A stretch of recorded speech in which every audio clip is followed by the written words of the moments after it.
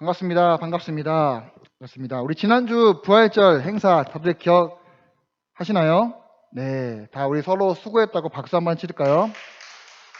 네. 네. 지난주 우리 부활절, 우리 모두는 주님의 그 부활을 기쁨을 나누기 위해서 곳곳에서 찬양을 했습니다. 또 그날엔 우리 또 세례를 받은 친구들도 있었고, 입교를 받은 친구들도 있었습니다. 예수님을 믿는 자녀로 우리 모두는 이제 한 자리에 모여 찬양으로 그리고 주님께 나섰습니다.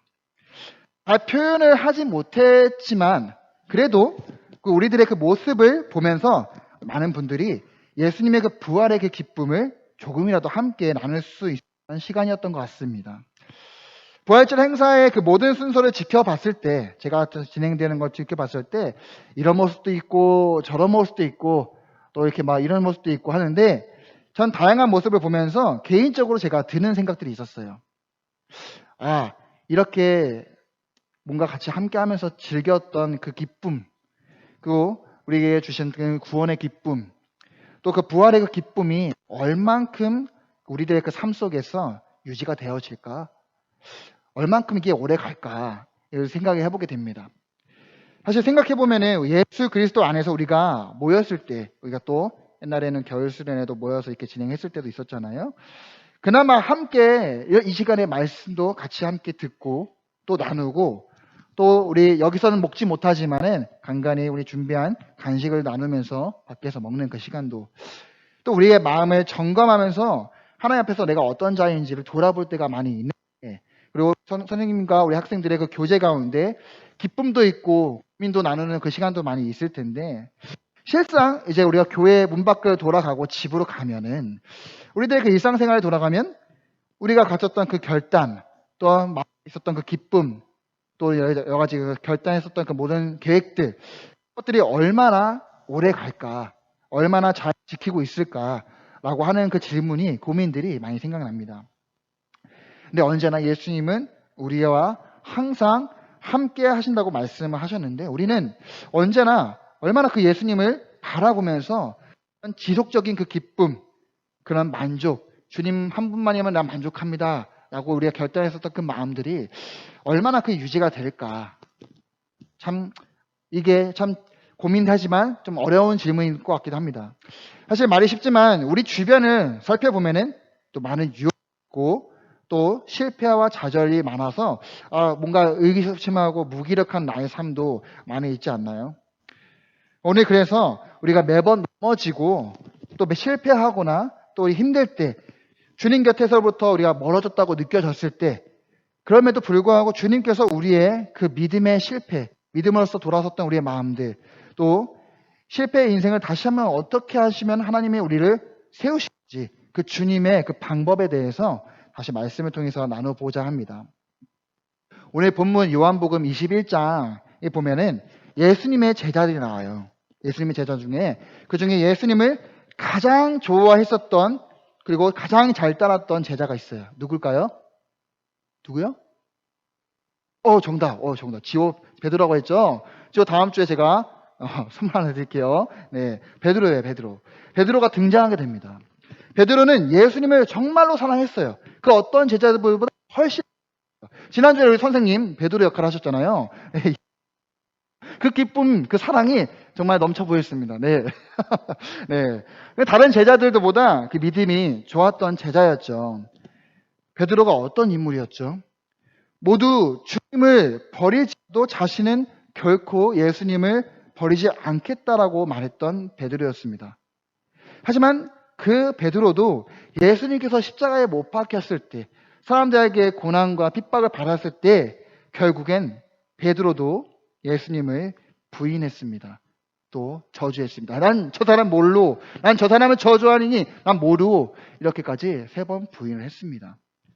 얼마나 큰 죄책감이 있을까요? 내가 믿고 내가 사랑했었던 사람인데 사람들의 시선을 통해서, 사람들의 압박을 위해서 내가 저 사람을 모른다고 부인한 것이 얼마나 그 개인적인 압박감, 또 큰 죄책감이 있을까? 얼마나 큰 후회가 있었을까? 아마 우리는 당해보지 않고 겪어보지 않으면 모를 것 같아요. 근데 상상을 해볼 수 있잖아요. 자신이 사랑했던 예수님이었는데 자신의 모든 생업, 그 모두 다 놓고 따랐던 그 예수님이었는데 하나님의 아들이라고 믿음으로 고백했었던 그 베드로였는데 당신은 하나님 살아계신 하나님의 아들이십니다라고 고백했었던 베드로였는데 그도 십자가의 고난을 보면서 예수님을 부인하고 저주까지 합니다.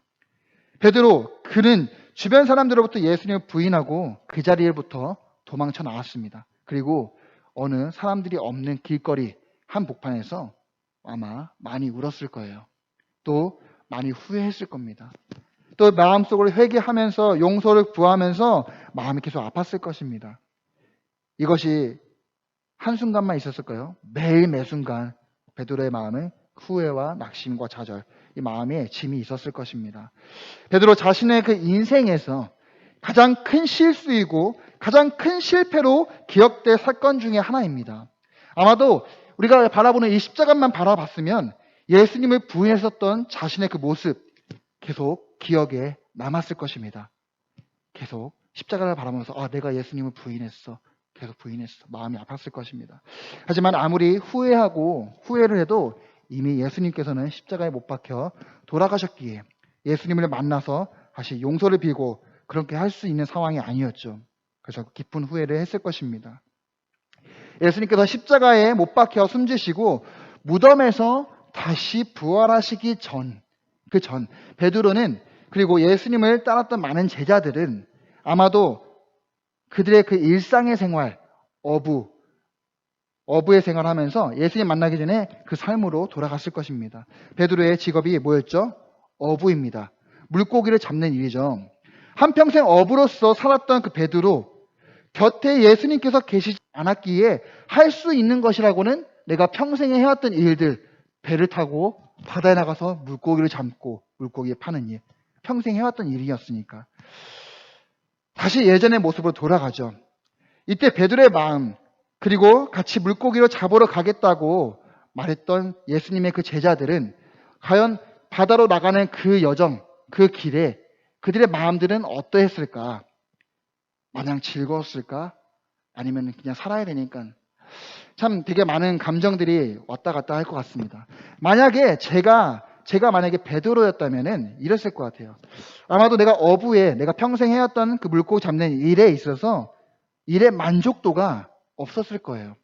왜냐하면은 그 전문가이고 잘할 수 있는 일이지만은 예수님을 만나고 그 생업을 내려놓고 예수님을 따랐던 그 삶들이 있었잖아요. 근데 예수님을 잃고 나서 내가 어디로 가야 할 길이 어디이지? 목적을 잃어버리는 그 삶. 물론 물고기를 잡고 물고기를 팔고 살아갈 수는 있지만 목적이 없는 그 삶. 아마 그 어부의 그 삶은 아마 의욕이 없었을 것 같습니다. 그냥 마지못해서 내가 하는 일이구나. 그렇게 마냥 시간을 쓰고 또 나가서 일을 하고 그냥 그렇게 살았을 것 같아요. 의욕이 없을 것입니다. 그냥 대충 하면은 하고 물고기 팔아야 되니까 나가고 시간 맞춰서 물고기 걷고 그렇게 살았을 것 같습니다. 갈릴리 바다에서 열심히 일했을 때 아마도 자신에게 찾아왔었던 그 예수님, 나를 따르라 라고 말씀하셨던 그 예수님의 그 음성, 그 예수님의 모습을 계속 생각했을 것 같아요. 예수님의 목소리가 계속 생각나면서 계속 그 일에 나가지만 예수님을 계속 그리워했을 것 같습니다. 자신이 예수님을 부인했었던 그 죄책감도 그 마음의 짐도 날마다 계속 커져만 갔을 것 같습니다. 근데 이런 베드로에게 예수님은 찾아오시며 제자들에게 말하십니다. 얘들아, 너희에게 고기가 있느냐? 얘들아, 지금 잡은 생선을 좀 가져와 보겠니? 얘들아, 와서 자리에 앉아서 내가 준비한 아침 조식을 먹으라. 이 말을 들은 제자들은 어떤 마음이었을까? 어떤 마음일까? 물론 멀리서 봤을 때 예수님인가 긴가민가 했겠지만 오늘 본문을 통해서 보면은 예수님이라는 것을 확신을 하고 베드로는 겉옷을 거치고 그러니까 달려나가죠. 근데 그 예수님의 그 제자들의 그 마음들은 어떤 마음이었을까? 아마도 미안한 마음, 죄송스러운 마음, 면목 없었던 그 마음들, 그런 마음이지 않을까요? 얼굴을 들지 못했을 것 같습니다. 오히려 예수님은 근데 그런 제자들에게 사랑으로 다가와 주셔서 같이 밥 먹자. 얘들아, 이리 와. 품어주면서 했을 것 같습니다. 오히려 제자들을 위로해주고 사랑으로 품어주신 예수님, 갈 길을 잃어버린 제자들에게 다시 이들에게 새로운 소망을 부어주시며 죽음에서 부활하신 예수님을 계속적으로 바라볼 수 있도록 그들에게 큰 위로와 힘을 주십니다. 근데 이렇게 딱 장면을 생각해 보면 이런 장면들이 생각나는 것 같아요. 마치 우리가 부모님으로부터 막 큰 잘못을 저지르고 이제 사랑으로 이제 차려주시는 어머니의 밥상 한번 생각해 봤을 수 있을 것 같아요.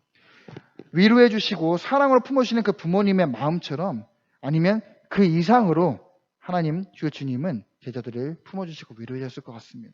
우리 친구들도 부모님한테 뭐 잘못을 저지르면 괜히 혼날 것 같은데 의기소침하고 눈 못 뜰 때가 많이 있잖아요. 근데도 부모님은 아이고 내 새끼 사랑한다 아이고 이고 하면서 맛있는 밥상도 차려주고 하잖아요. 그런 것처럼 오히려 그 큰 마음, 더 큰 사랑으로 우리 자녀들을 품어주는 것처럼 하나님은 그보다 그 더 이상으로 제자들을 품어주셨습니다. 인생에 있어서 예수님을 부인한 가장 큰 실수, 가장 큰 후회를 가진 베드로, 그의 인생은 실패의 인생으로 생각할 수도 있을 것 같습니다. 실패, 이 좌절, 이 낭망 이런 단어들 어떻게 보면 우리가 살아가는 그 인생에 있어서 실패와 좌절하는 일들이 많습니다. 또 많지 않기를 또 바라죠. 내가 이루려고 했던 그 일들에 있어서 또 공부하는 것들에 있어서 낭망하고 좌절하고 실패하는 일들이 있겠지만 사실 그거보다 더 이상으로 생각했을 때 우리의 신앙생활을 생각해 보면 우리가 신앙생활을 하면서 예수님을 뜨겁게 만났었던 시간들 때로는 잊혀지고 다시 또 일상으로 돌아가는 나의 모습들이 있지 않나요? 예수님을 사랑했었던 베드로가 부인하면서 일상으로 돌아갔었던 것처럼 우리도 예수님을 믿고 따라갔었던 일상 그 삶 속에서 내가 또 만족하니까 또 다시 돌아서고 주님께로부터 돌아서는 우리들의 마음들 있진 않은지 한번 생각해 봤으면 좋겠습니다. 다시 주님께 돌아가고 싶은 친구들 혹시 여기 이 자리에 있나요? 있다면 오늘 하나님의 약속의 말씀을 한번 들어봤으면 좋겠습니다. 마태복음 28장 20절 말씀입니다. 마태복음 28장 20절 말씀입니다. 내가 세상 끝날까지 너희와 항상 함께 있으리라 하시니라. 나 홀로 있고 갈 바를 알지 못해 길을 헤매일 때 고요히 우리 곁에 다가오셔서 또 우리 일상에 다가오셔서 함께 말씀하시는 그 예수님의 음성에 우리가 응답했으면 좋겠습니다. 또 그 음성에 우리가 좌로나 우로나 치우치지 않았으면 좋겠습니다.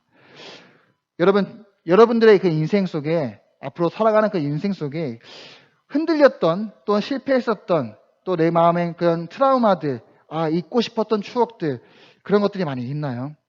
또는 우리가 예수님 믿었던 그 마음들이 조금씩 흔들리는 친구들도 있나요? 예수님 정말 살아계셔? 그냥 설교 말씀 그런 거 아니야? 혹시 의심이 되는 친구들 있나요?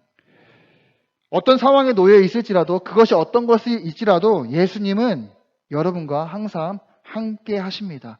우리가 알지 못한다고 할지라도 우리가 아직 깨닫지 못한다고 할지라도 예수님은 늘 여러분 곁에서 항상 함께 하십니다. 이것을 여러분들이 믿음으로 바라보고 고백하는 우리 엘틴 친구들이 되었으면 좋겠습니다.